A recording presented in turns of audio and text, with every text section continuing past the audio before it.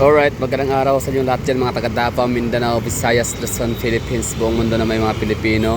So for today's video, gusto ko lang ho kayong patikiman, no? Or pasilipin, or gusto ko ipasilip ho sa inyo ang sitwasyon namin dito sa Davao City, kung gaano nga ba kami ka-traffic dito during peak hour, no? So ang peak hour ho sa Davao City is nasa 5 hanggang alas 7 ng gabi, no? 5 ng hapon, alas 7 ng gabi, so that's 2 hours sa peak hour. Ibig sabihin ho nun, yun po yung oras na uwian ng mga estudyante, empleyado sa kanilang mga bahay, mga tahanan.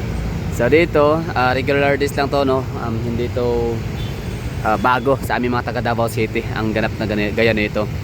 So super ano kami na, so congested kami sa Davao, although hindi naman kasi talaga kasing worst to compare in Manila, no? Greater Manila, Kamaynilaan, kahit sa ang mga lansangan, C5 Road, Mapa EDSA, Mapa Rojas Boulevard, o kung saan Mapa Aurora Boulevard, yung mga ganun, no? So maraming mga boulevard sa Manila na sobrang sikip po talaga ng traffic. Like pwede ka talaga magsaing at pwede kang kumain na rin at maglaro ng mga mahjong or tong its baraha habang ikay nasa kalsada. Pero dito sa Davao City naman, in fairness din naman dito, like matahaba na siguro yung 5 to 10 minutes to 20 minutes na stranded, no, sa kalsada.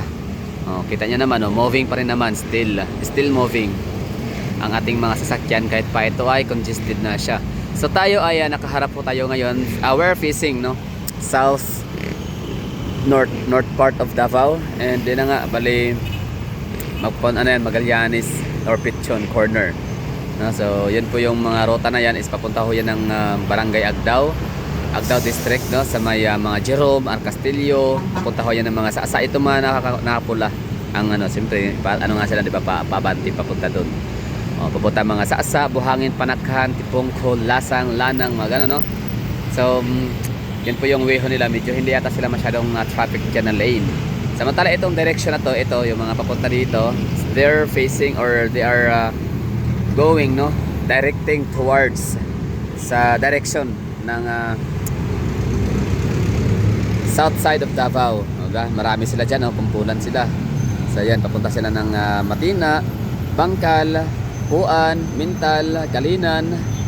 Ayan po yung mga ruta ho nila na pupuntahan, kaya ang dami nilang mga sasakyan kasi pauwi na nga ngayon, no? At yun na nga, weekdays and at the same time holiday. Ayan, no? So kumpulan sila dyan na area kasi papuntang iba dyan Ecoland Bus Terminal, yung iba naman ay papuntang mga Ecoland, no, Coastal. Galing. So yan po yung sitwasyon namin dito sa Davao City during peak hour, no? So traffic pag-uusapan, yes, we have that in Davao, we're experiencing. So syempre hindi man sinabi makatarungan, pero syempre para saan pa tinawag ang Davao City, no? Napaka-amazing naman na metropolitan city tapos walang traffic na gaya nito. Ibang lugar nga, no, mga major cities nga sa ibang mga rehiyon ay may mga mas malala pa rito yung traffic actually. Na walang rason dapat na hindi naman talaga sila dapat mag-traffic kasi marami naman silang pwedeng gagawing diversion road, pero hindi sila gumawa ng mga bypass roads kaya traffic sila. Tsaka maliit lang yung syudad nila, maliit lang yung ibig sabihin population ba compare sa Davao City na 1.7 million back in 2020. So ibig sabihin 5 years na nakalipas, sa maaring mas marami na ngayon ang Davao City, nasa mga 2 million na mahigit. Although noong 2023 yata umabot na sa 1.8 million ang Davao City, pero yung kung talagang ngayon bibilangin 2025, so nasa mga 2 million na tayo mahigit talaga yan, sure na tayo dyan. Diba, no, daming traffic, no? Yan yung ganap dito sa Davao City, Metropolitan City of Davao. Ganyan kalala ang traffic dito. Para sa amin mga taga Davao, malala na ho ito dahil hindi kami sanay dati, pero ngayon sanay na kami, ha. Ngayon sanay na kami sa ganitong traffic. Okay na sa amin to, like nasanay na, pero syempre hindi porket nasanay na tayo hindi na tayo gagawa ng solusyon. Andyan ang mga Duterte, sila yung gagawa ng mga paraan, sila yung gagawa ng mga hakbang, no, hakbangin, batas, implementation, gano'n, no, in order to decongest the main streets, main roads, main thoroughfare, mga main highway natin sa Davao City, no? So in order to decongest, so sila nang bahala dyan, no? Trust the process. Duterte naman ay mapagkakatawalaan naman talaga yung mga yan, hindi naman talaga yung mga papaya, no? andyan nga sila, nagpa-elect sila dahil sa gusto nila magserbisyo. Hindi kagaya ng ibang mga mayors na nagpapa-elect sila sa kanilang mga lugar para magnakaw, para sila magkaroon ng kapangyarihan, para mambuli, para untouchable, 'di ba? Para feeling mga powerful, feeling untouchables. Andyan sila nagtakbo, no, para maging magnakaw. So dito sa Davao City, ang mga Duterte, ano namin 'yan, no? Desisyon namin 'yan, mga taga Davao. Sa totoo lang, nasa amin naman talagang mga kamay nakasalalay ang magiging political basta yung political career, no? So nakasalalay sa aming mga kamay mga taga Davao ang kailang mga trabaho nila, no? Yung kanilang profession, political career. So pagka gagawa yung mga Duterte ng hindi maganda, ibig sabihin marami silang kapalpakan, marami silang mga marami silang mga palpak, marami silang mga maling desisyon sa kanilang paninerbisyo. So kami mga taga Davao, andito na naman kami, willing kaming magpalit ng mayor, no? So ang dami kayang mga tumakbo. Andiyan naman si Carlo Nograles, di ba? Andiyan naman si Mix Nograles, andiyan si Cubus. Basta maraming mga tumatakbo dito sa Davao City na mayor, no? Marami ditong talagang nakikipag-compete sa mga Duterte pagdating sa eleksyon. Yun nga lang, so far as of now, Duterte talaga ang pinaka-the best, no? Very sobrang layo, no, ng mga ibang diyan, parang nasa abog. Alikabok lang sila, no, sa galing ng mga Duterte.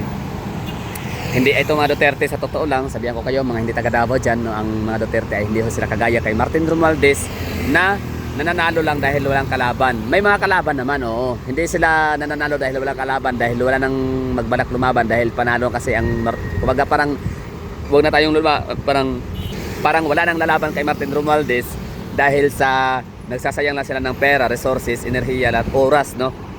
Matatalo lang din man sila ni Martin Romualdez. Hindi ganoon. Walang lumalaban kay Martin Romualdez, nanalo siyang wala kalaban kasi nga pinapatanggal niya, pinapadisqualify. So uncontested, no? So yung galawan ng mga mga spoiled brat. Yung ginagamit yung pera para makuha yung mga gusto nila, hindi yung mga merits, no? Anyway, so walang merit yan, pera ang ginagamit. So dito sa Davao City, ang mga Duterte hindi gano'n, no? Hindi sila welcome talaga nila. Wini-welcome nila ang mga tatakbo ring mayor. Hindi sila na-offend, hindi sila nagagalit. Unlike sa ibang mga lugar, pag may tumakbong ibang mayor na-offend, nasasaktan, nagagalit, no? For example, Maragosan, tama ba? Basta mayroon akong napuntahan kasi sa Maragosan sometimes, parang mayroong nasabi yung nakausap ko doon na ang mayor daw ay parang nasaktan, na-offend dahil yung kanyang inaanak yata, mga gano'n, no? Tumakbo daw ng mayor, parang sinabayan siya, tinapatan siya. So bakit naman ma-offend, di ba? May kalayaan naman tayo dito sa Pilipinas, sana na magpahalal, di ba? Tumakbo, mag-file ng kandidatura. So dito sa Davao City, yung mga nasasabing walang kalayaan ng mga taga Davao City, ang dami naming laya rito, dami naming freedom dito, nai-enjoy namin masyado yun, sobra-sobra. To the point na maraming tumatakbo ditong mayor, hindi na si Duterte. Maraming mga nakikipagsabayan, no, sa pagtakbo ng mayor. Yan nga lang talaga, nasa aming mga kamay mga Davaoenyo ang kailang faith, no? Yung kailang future, yung kanyang kapalaran, ay yan, panalo ang mga Duterte pa rin. So yun. So ang mga Duterte, sila na yung bahala sa aming dito, sa aming mga bypass roads, mga flying overpass. Ano yung mga gagawin nilang mga proyekto, no, para mapabuti ang lagay ng aming traffic system dito sa Davao City. So we have the trust, no, and confidence sa mga Duterte, kaya sila andyan. Anyway, so that would be all. Thank you for watching. Yan lang ha, ang traffic update natin sa Davao City. Seems to be normal pa rin. Yan ang mga ganyang senaryo, normal na sa amin yan sa Davao City, but that doesn't mean na magsisettle na kami dyan forever. Hindi yan ngayon lang yan, ha, habang hindi pa tapos yung aming mga bypass roads, mga twin tunnels, yung aming mga railway system Davao, Digos to Panabo or Digos to Tagum. Ganda no? Ay wala talagang hiyato si kasi BBM, napakadamot. Ibig ko sabihin, self-vested interest talaga ginagawa nila. Nakaasar. Pero sige, ganun talaga, no? Hanggang 2020 tayo dito magtiis sa pagmumuka ng ating presidente ngayon na wala ibang ginawa kundi power tripping.